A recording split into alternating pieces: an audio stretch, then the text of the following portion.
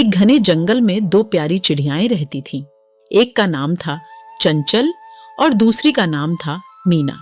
चंचल एक चंचल और शरारती चिड़िया थी जो हमेशा मस्ती करने में लगी रहती थी।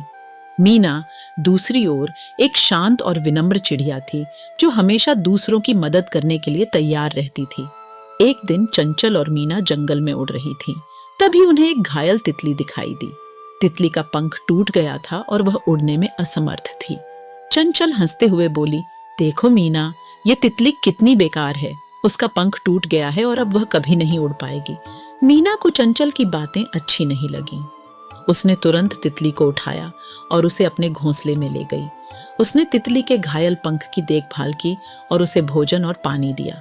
कुछ दिनों बाद तितली का पंख ठीक हो गया और वह फिर से उड़ने लगी।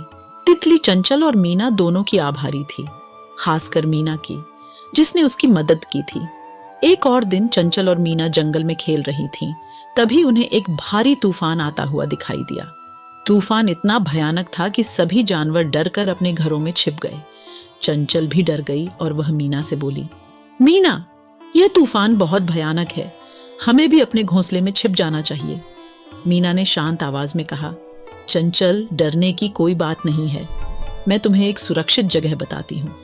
मीना चंचल को एक बड़े पेड़ के नीचे ले गई जहाँ एक गुफा थी। गुफा तूफान से पूरी तरह सुरक्षित थी। चंचल और मीना गुफा में छिप गए और तूफान का इंतजार करने लगे। तूफान कुछ देर बाद शांत हो गया। चंचल और मीना गुफा से बाहर निकले और उन्होंने देखा कि जंगल को तूफान ने भारी नुकसान पहुंचाया है। कई पेड़ टूट गए थे और कई जानवरों के घर तबाह हो गए थे।